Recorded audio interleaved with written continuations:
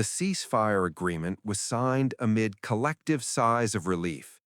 In evacuation camps deep inside Cambodia, where people had crowded together for weeks to escape artillery fire, a fragile hope of peace finally began to take shape.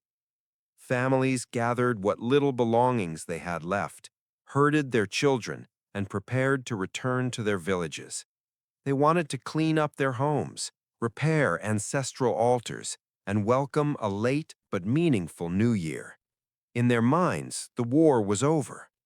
What they did not know was that while they were still clinging to hope, a campaign far more ruthless and cold-blooded than bombs and shells had already been set in motion on their homeland. Instead of withdrawing forces in accordance with the agreement, the Royal Thai Army quietly cleared the way for a special formation to move forward. These were not tanks or artillery units, but dozens of bulldozers, excavators, and massive cranes, accompanied by thousands of container trucks. Inside those containers were not civilian goods, but rubble stone, gravel, steel, and freshly poured concrete. Thailand's strategy was no longer destruction by firepower, but annihilation through reconstruction, a new form of occupation, efficient and difficult to legally condemn. Gigantic excavator arms descended without hesitation, crushing houses, ripping down village halls, flattening structures that had stood for generations. There was no warning, no chance for residents to return and salvage belongings, gather the last sacks of rice, or remove family altars from the walls. Within just 48 hours, 3 prosperous border villages were completely erased. Where homes, gardens, and fields once stood, there remained only an endless expanse of barren land, thick with red dust and scattered debris, as if life had never existed there at all. Before the red dust had even settled, the second act of the tragedy began. From the Thai National Highway, an endless convoy of tractor-trailers rolled forward into the freshly leveled zone. From a distance, it resembled a colossal steel serpent, slow but unstoppable. Each truck carried a 40-foot container weighing tens of tons, packed solid with stones and concrete. Specialized 50-ton cranes arrived on site like emotionless robotic arms, lifting each container into the air and placing it precisely where planned. Not along the old, internationally recognized border, but deep inside Cambodian territory, where Thai forces had just advanced.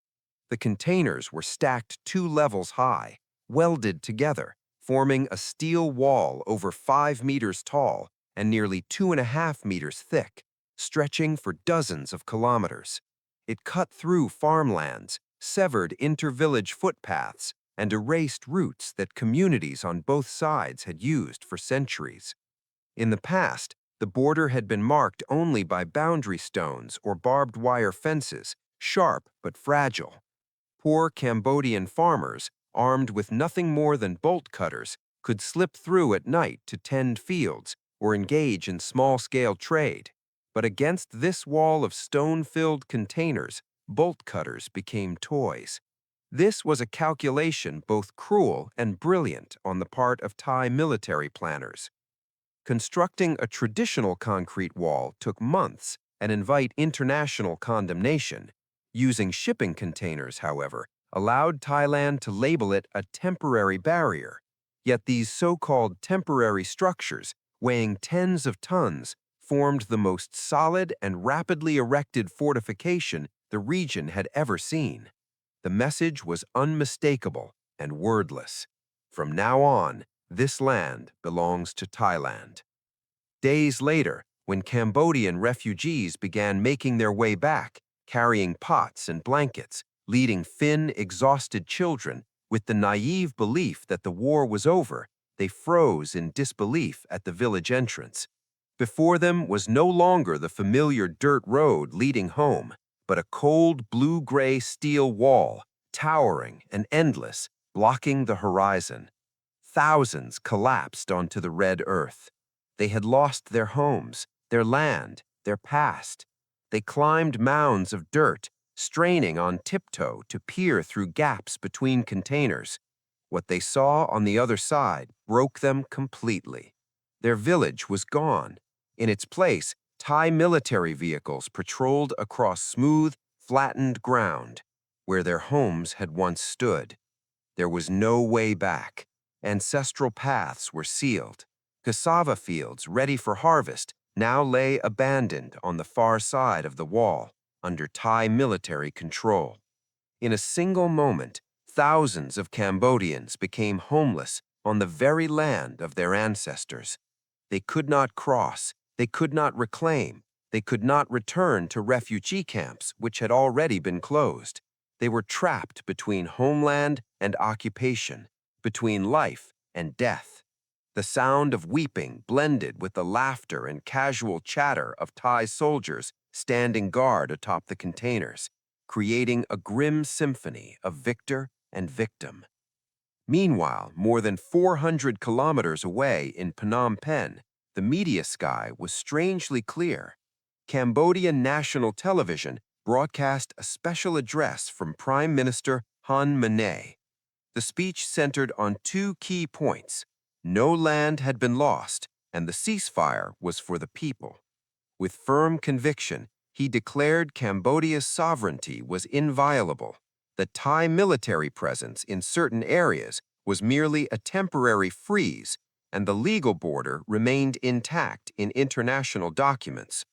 It was a masterclass in political wordplay. He spoke of legality and paperwork, while physical reality was a stone-filled container driven deep into Cambodian soil. No land lost became a bitter joke. Land still existed on paper, but the land people lived on was gone. His tone softened. He spoke of humanity, of lives. He emphasized that he could not allow Cambodian youth to continue dying, that negotiation was chosen because human life came first. Land could be reclaimed later, he said, but lives could not. In doing so, military impotence was reframed as moral virtue. The people were placed in debt. The government had saved their lives, so they should not complain about losing land. On television, there was peace and diplomatic victory. On the ground, thousands slept under open skies, staring at steel walls. Han Manet understood that admitting defeat would unleash nationalist fury capable of toppling him, so he chose soothing lies and distant promises of international justice while quietly accepting a fait accompli. Analysts call this an evolution of gray zone warfare. A concrete wall takes 3 months to build. A kilometer of container fencing takes a single night. In border conflicts, the speed of establishing facts on the ground determines victory. Thailand not merely seized land, it seized living space, then swiftly moved civilians in, built villages, erected temples. Once Thai children play on that land, once temple bells ring, Cambodia will have no options left. Shelling empty land is a dispute. Shelling villages is a war crime. Cambodia's hands will be tied by humanitarian reality. The Cambodian villagers standing beside the container wall today will likely never return home.